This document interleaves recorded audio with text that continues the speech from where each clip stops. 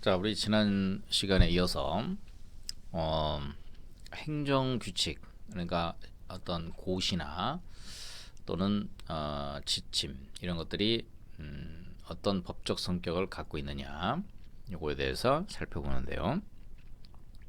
특히 이제 감정평가사들이 그 기준으로 삼고 있는 국토교통부 고시인 감정평가 실무 기준에 대한 법적 성질이 무엇이냐, 이것도 굉장히 중요한 내용이 되겠습니다. 사실 우리 보상복귀에서 상당히 많은 내용들을 차지하고 있는 감정평가 실무 기준 관련된 이 고시들이 과연 그 법규성이 있는 내용들이냐, 이런 부분들인데요. 549페이지. 자, 이 사건 수용 대상 토지에서 토지에 대한 손실보상액 산정에 적용되는 공익사업을 위한 토지 등의 취득 및 보상액은 우리 토지보상법이죠. 제70조 제1항은 협의 또는 재결에 의하여 취득하는 토지에 대해서는 부동산 가격 공시법에 의한 공시지가를 기준으로 보상하되 그 공시기준일로부터 가격 지정까지의 관계법령에 의한 당의 토지 이용 계획, 당의 공익사업으로 인한 지가 영향을 받지 아니하는 지역의 대통령이 정하는 지가 변동률, 생산자 물가 상승률, 그 밖에 당의 토지의 위치, 형상, 환경, 이용 상황 등을 참작하여 평가한 적정 가격으로 보상해야 한다라고 규정하고 있다. 이에 따라 지가 변동률을 참작함에 있어서는 수용 대상 토지가 도시지역 내에 있는 경우에는 원칙적으로 용도지역별 지가 변동률에 의해서 보상금을 산정하는 것이 더 타당하나, 개발 제한 구역으로 지정되어 있는 경우에는 일반적으로 이용 상황에 따라 지가 변동률이 영향을 받으므로 특별한 사정이 없는 한 이용 사항별 지가 변동률을 적용하는 것이 상당하고, 그다음에 개특법이죠. 개발 제한 구역 지정 및 관리 관한 특별 조치법이 제정되어 시행되고 있다 하여 달리 볼 것은 아니다. 그리고 감정평가에 관한 규칙에 따른 감정평가 실무기준 국토부 고시 2013-620호는 감정평가의 구체적인 기준을 정함으로써 감정평가업자가 감정평가를 수행할 때 이 기준을 준수하도록 권장하여 감정평가의 공정성과 신뢰성을 제고하는 것을 목적하는 것이고, 한국감정평가사협회가 제정한 토지보상평가 지침은 단지 한국감정평가사협회가 내부적으로 기준을 정한 것에 불과하여 어느 것도 일반 국민이나 법원을 기속하는 것은 아니다. 그래서 이런 것들을 보시면 토지보상 지침은 한국감정평가사협회에서 제정한 것입니다. 그래서 이거는 뭐 법규성에 관련된 큰 내용은 없고요. 다만 좀 내용이 있다 그러면 감정평가 실무 기준에 관련된 이것이 국토부 고시로 되어 있는데, 이것이 과연 법규성이 있느냐에 대해서는, 자, 학계에서는 이에 대해서 논란이 있습니다. 학계에서는 이것이 바로 이제 감정평가 실무 기준에 대해서는 이 고시로 되어 있죠. 근데 학계에서는 이거 법령 보충적 행정규칙으로서 어떻게 돼요? 상위 법령과 결합하여 대외적 구속력이 인정된다, 이렇게 보고 있고요. 판례는 고시로 보면서 어떻게 돼요? 이는 단순히 행정청을 규율할 뿐, 그렇죠? 대외적으로 국민을 구속하는 것이 아니다. 행정규칙에 불과하다. 대외적으로 국민을 구속하지는 않는다. 이렇게 지금 이제 학계와 판례가 이게 지금 생각을 달리하고 있는데요. 학계 다수 의견은 이거 법령 보충적 행정규칙이다라고 보고 있는데, 판례는 이걸 고시기 때문에 행정규칙으로서 대외적으로 국민을 구속한다고 보지 않는다, 이렇게 보고 있습니다. 좀 참고해 두시고요. 그 다음에 행정규칙이 헌법소원에 의한 통제, 이게 가능한가 라고 하는 부분에서 서울대학교 대학 입학고사 주요 요강이 국립대학교 이게 항고소송의 대상이 되는 행정처분이거나 또는 공권력 행사가 될 수는 없지만 기본권 침해가 되니까 이거에 대해서 살펴본다고 하면은요. 구의헌마 68 국립대학인 서울대학교의 94학년도 대학 입학고사 주요 요강은 사실상의 준비행위 내지 사전 안내로서 행정쟁송의 대상이 될 수 있는 행정처분이나 공권력의 행사는 될 수 없지만 그 내용이 국민의 기본권에 직접 영향을 끼치는 내용이고 앞으로 법령의 뒷받침에 의하여 그대로 실시될 것이 틀림없을 것으로 예상되어 그로 인하여 직접적으로 기본권 침해를 받게 되는 사람에게는 사실상의 규범작용으로 인한 위험성이 이미 현실적으로 발생하였다 보아야 할 것이므로 이는 헌법소원의 대상이 되는 헌법재판소법 제68조 1항 소정의 공권력 행사에 해당한다 할 것이며 이 경우 헌법소원 외에 달리 구제할 방법이 없다. 그래서 행정규칙은 일반적으로 행정조직 내부에서만 효력을 가지는 것이나 행정규칙이 법령의 규정에 의하여 행정관청에 법령의 구체적인 내용을 보충할 권한을 부여한 경우나 재량권 행사의 준칙인 규칙이 그 정한 바에 따라 되풀이 시행되어 행정관행에 이룩되게 되면 평등의 원칙이나 신뢰의 원칙에 따라 행정기관은 그 상대방에 대한 관계에서 그 규칙에 따라야 할 자기 구속을 당하게 되는 경우에는 대외적인 구속력을 가지게 되는 바 이러한 경우에는 헌법소원의 대상이 될 수 있다. 이렇게 또 보고 있습니다. 자, 제재적 행정처분이 행정규칙 불용의 형식으로 정해진 경우는 법적 성질이 법규성이 있을까요? 없을까요? 판례는 이거는 법규성이 없다. 그래서 자동차 운수사법 31조 규정에 의한 사업면허 취소 등의 처분에 관한 규칙은 여기서 551페이지 행정기관 내부의 사무처리 기준을 정한 행정명령으로서 보면요. 국민이나 법원을 기속하는 법규명령의 성질을 가진 것으로 볼 수 없다. 그렇죠? 자동차 운수사법 면허 취소 등의 처분이 규칙에 정한 기준에 적합한 것이라 하여 바로 그 처분이 적법한 것이라고 할 수는 없다. 또한 그 취소 처분이 재량권의 한계를 벗어나는지를 판단함에 있어서는 자동차 운수사법 제31조에 의하여 달성하려고 하는 공익의 목적과 면허 취소 처분으로 인하여 상대방이 입게 될 불이익을 비교 교량하여 그 처분으로 인하여 공익상의 필요보다 상대방이 받게 될 불이익 등이 막대한 경우에는 재량권의 한계를 일탈했다고 볼 것이다. 자, 대통령령으로 정해진 제재 처분의 기준에 대해서는 법규성이 인정된다 이렇게 판시를 하고 있습니다. 청소년보호법 관련된 별표 시행령 제40조 별표 6 관련된 내용인데요. 위반행위의 종류 551페이지 위반행위의 종별에 따른 과징금 부과 처분 기준은 법규명령이기는 하나 모법의 위임 규정의 내용과 취지 및 헌법상의 과잉금지 원칙과 평등의 원칙에 비추어 같은 유형의 위반행위를 하더라도 그 규모나 기간, 사회적 비난 정도, 위반행위로 인하여 다른 법률에 의하여 처벌받은 다른 사정 행위자의 개인적 사정 및 위반행위로 얻은 불법 이익의 규모 등 여러 요소를 종합적으로 고려하여 사안에 따라 적정한 과징금의 액수를 정해야 할 것이므로 그 수액은 정액이 아니라 최고 한도의 액이라고 할 것이다. 또한 제재적 행정처분이 사회통념상 재량권의 범위를 일탈할 거라 남용하였는지 여부는 처분 사유로 된 위반행위의 내용과 당해 처분행위에 의해 달성하려는 공익목적 및 이에 따르는 재반사정 등을 객관적으로 심리하여 공익침해의 정도와 그 처분으로 인하여 개인이 입게 될 불이익을 비교 교량하여 판단해야 된다. 그렇죠? 이렇게 보시면 되겠고요. 그 다음에 법령상 기속행위로 규정된 처분의 기준은 절대적 구속력을 인정할 수 있는 것이냐에 대해서 국토계획민원법률 제124조 제1항 2항 및 국토계획민원법률 시행령 124조 3 제3항이 토지이용에 관한 이행명령의 불이행에 대하여 법령 자체에서 토지이용 의무 위반을 유형별로 구분하여 이행강제권을 차별하여 규정하고 있는 등의 규정의 체계, 형식 및 내용에 비춰보면 국토계획 및 이용하는 관한 법률 시행령이 정한 이행강제금의 부과 기준은 단지 상한을 정한 것에 불과한 것이 아니라 위반행위의 유형별로 특정된 특정 금액을 규정한 것이므로 행정청이 이와 다른 이행강제금을 결정할 재량권이 없다고 보아야 한다.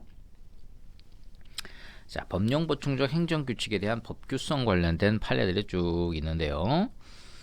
이게 사건 번호가 여러 개가 있습니다. 866도 484, 2007도 484나 2006도 3742, 3759 이런 판결들 이런 것들도 한번 참고하시면 되겠습니다. 법령보충적 행정규칙이라는 게 뭐냐? 상위 법령과 결합하여 대외적인 구속력이 있는 것들을 법령보충적 행정규칙이라고 합니다. 그렇죠?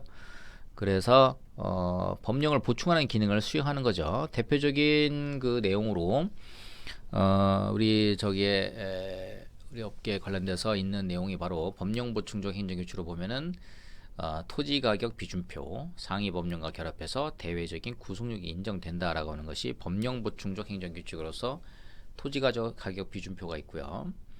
현재 토지보상법 시행규칙 제22조 취득하는 토지의 평가에 대해서 우리가 공시가기준평가를 이렇게 하는데요. 나지상정평가 이런 거 하는데요. 이거는 상위 법령인 토지보상법 제68조 규정을 위임을 받아 상위 법령과 결합하여 대외적인 구속력이 있는 법령 보충적 행정규칙이다. 이렇게 보고 있습니다. 관련 판례들도 상당히 그 중요한 판례들이죠. 이런 것들은 여러분들이 잘 좀 봐두시면은 도움이 많이 되겠습니다. 판례 1. 자, 받으시면 상급 행정기관이 하급 행정기관에 대해서 자, 이런 거 잘 받으시면 여러분들이 업무를 수행함에 있어서 이게 상위 법령과 결합해서 대외적인 구속력이 있는 법규성이 있는 것이냐 없는 것이냐 뭐 이런 것이 대외적으로 국민을 구속하느냐 안 하느냐 이런 것들이 굉장히 중요한 의미를 가질 수가 있거든요. 상급기관이 하급기관에 대해서 업무 처리 지침이나 법령의 해석 적용에 관한 기준을 정하여 발하는 이른바 행정규칙은 일반적으로 행정조직 내부에서만 효력을 가질 뿐 대외적인 구속력을 갖는 것은 아니지만 법령의 규정이 특정 행정기관에 그 법령 내용의 구체적인 사항을 정할 수 있는 권한을 부여하면서 그 권한 행사의 절차나 방법을 특정하고 있지 아니한 관계로 수임행정기관이 행정규칙의 형식으로 그 법령의 내용이 될 사항을 구체적으로 정하고 있다면 그와 같은 행정규칙 규정은 행정규칙이 갖는 일반적 효력으로서가 아니라 행정기관의 법령의 구체적인 내용을 보충할 권한을 부여한 법령 규정의 효력에 의하여 그 내용을 보충하는 기능을 갖게 된다 할 것이므로 이와 같은 행정규칙 규정은 당해 법령의 위임 한계를 벗어나지 아니하는 한 그것들과 결합하여 대외적인 구속력이 있는 법규 명령으로서의 효력을 갖는다. 자, 국세청장이 재산제세 사무처리 규정 72조 3항에서 양도소득세 553페이지 양도소득세의 실지거래 가액이 적용될 부동산 투기 억제를 위하여 필요하다고 인정되는 거래 유형을 열거하고 있으므로 이는 비록 이 재산제세 사무처리 규정이 국세청장의 훈령 형식으로 되어 있다 하더라도 이에 의한 거래 지정은 소득세법 시행령 위임에 따라 그 규정의 내용을 보충하는 기능을 가지면서 그와 결합하여 대외적 효력을 발생하게 된다 할 것이므로 그 보충 규정의 내용이 위 법령의 위임 한계를 벗어났다는 등 특별한 사정이 없는 한 양도소득세의 실지 거래가액에 의한 과세 법령상의 근거가 된다. 판례 두 번째 보면요. 법령의 규정이 특정 행정기관에 그 법령 내용의 구체적 사항을 정할 수 있는 권한을 부여하면서 그 권한 행사의 절차나 방법을 특정하고 있지 않아 수임행정기관이 행정규칙인 고시의 형식으로 그 법령의 내용이 될 사항을 구체적으로 정하고 있는 경우 그 고시가 당해 법령의 위임 한계를 벗어나지 않는 한 그와 결합하여 대외적으로 구속력이 있는 법규명령에서의 효력을 가진다. 이렇게 보고 있죠. 산지관리법 시행령 제20조 제4항에 따라 산림청장이 정한 산지 전용허가 기준 세부 검토 기준에 관한 규정 이 산림청 고시로 되어 있는데요. 별표 법령이 될 사항을 구체적으로 정한 것으로서 당해 법령의 위임 한계를 벗어나지 않으므로 그와 결합하여 대외적 구속력이 있는 법규명령의 효력을 갖는다.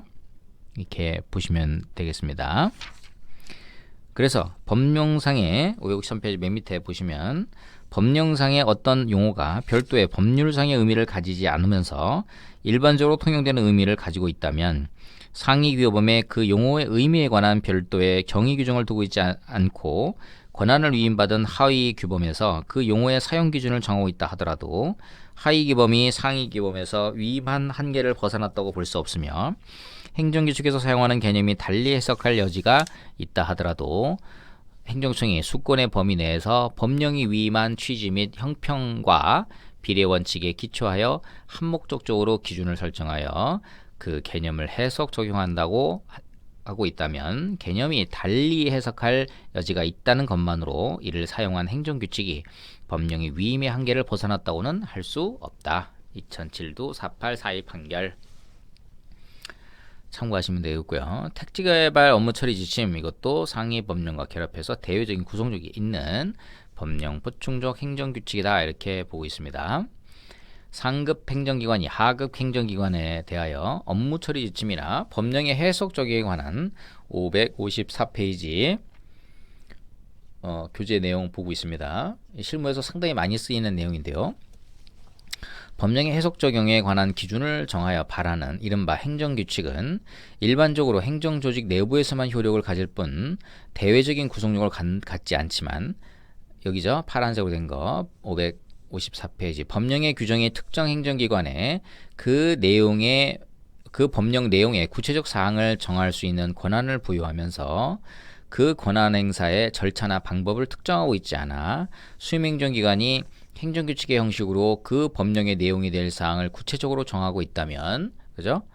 그와 같은 행정규칙은 위에서 본 행정규칙이 갖는 일반적 효력으로서가 아니라 행정기관의 법령의 구체적 내용을 보충할 권한을 부여한 법령 규정의 효력에 의해 그 내용을 보충하는 기능을 갖게 되고, 따라서 이와 같은 행정규칙은 당해의 법령의 위임 한계를 벗어나지 않는 한 그것들과 결합하여 대외적인 구속력이 있는 법규명령으로서의 효력을 갖는다. 그래서 건설교통 장관이 정한 택지개발 업무 처리 지침 제11조가 비록 건설부 장관이 지침 형식으로 되어 있다 하더라도 이에 의한 토지 이용에 관한 계획은 택지개발 촉진 법령의 위임에 따라 그 규정의 내용을 보충하면서 그와 결합하여 대외적인 구속력이 있는 법규명령으로서의 효력을 갖는다. 자, 이래 보시면 되겠고요.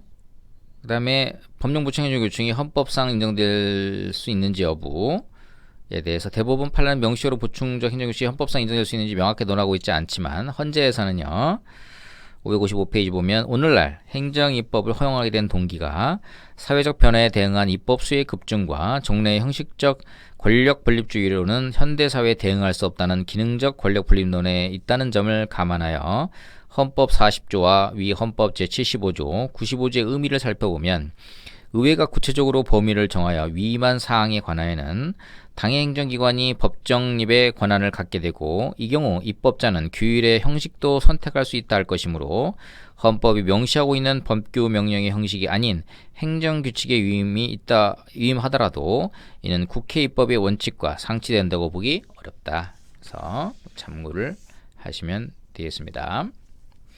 자, 그러면 법령보충 행정규칙의 사법적 통제에 관련돼서 자, 판시상 이거 한번 보시면요. 556페이지 헌법재판소에서 결정한 내용이 되겠습니다. 자, 법원에 의한 통제. 자, 법령보충적 행정규칙은 법규명령의 효력을 가지므로 법규명령과 같이 재판에서 전제가 된 경우에 법원이 간접적으로 통제하고 처분성을 갖는 경우 직접 항고소송의 대상이 된다. 그렇죠. 그렇게 볼 수가 있고요. 자, 그 다음에 어떠한 고시가 일반적 추상적 성격을 가질 때는 법규명령 또는 행정규칙에 해당하는 것이지만 다른 집행의 매개 없이 그 자체로서 직접 국민의 구체적인 권리 의무나 법률 관계를 규율하는 성격을 가질 때는 행정처분에 해당한다. 자, 보건복지부 고신 약제급여, 비급여 목록 및 급여 상한의 금액표 이게 고시로 되어 있습니다. 는 다른 집행행위에 매개 없이 그 자체로서 국민건강보험 가입자, 국민건강보험공단, 요양기관 등의 법률관계를 직접 규율하는 성격을 가지므로 항고소송의 대상이 되는 행정처분에 해당한다. 네, 헌법재판소의 통제. 자, 법령보충 행정규칙이 명백한 처분이 아니고 헌법소원의 보충성의 원칙. 자, 직접적 구체적으로 국민의 권익을 침해하는 경우는 헌법소원이 대상이 될 수가 있는데요. 행정규칙이 법규명령으로서 그 기능하게 되어 헌법소원 심판 청구의 대상이 되는 경우 법령의 직접적인 위임에 따라 위임 행정기관이 그 법령을 시행하는데 필요한 구체적 사항을 정한 것이라면 그 제정 형식은 비록 법규명령이 아닌 고시, 훈령, 예구 등과 같은 행정규칙이라도 그것이 상위 법령의 위임 한계를 벗어나지 않는 한 상위 법령과 결합하여 대외적인 구속력을 갖는 법규명령으로서의 기능을 하게 된다고 보아야 할 것인 바, 청구인이 법령과 예규의 관계 규정으로 말미암아 직접 기본권 침해를 받았다면 이에 대해 바로 헌법소원 심판을 청구할 수 있다. 이렇게 헌법재판소는 보고 있습니다. 좀 그 헌재 같은 경우는 좀 폭넓게 지금 보고 있는 것으로 볼 수가 있고요. 대법원 같은 경우는 행정입법의 실질적인 통제권은 대법원에서 있는 것이다. 이렇게 지금 보고 있습니다. 그렇죠? 그래서 그런 내용들의 어떤 뉘앙스의 차이죠. 뉘앙스의 차이인데 그런 내용들이 있다는 거 참고로 봐두시면 되겠습니다. 제가 조금만 쉬었다가 또 살펴보도록 하겠습니다.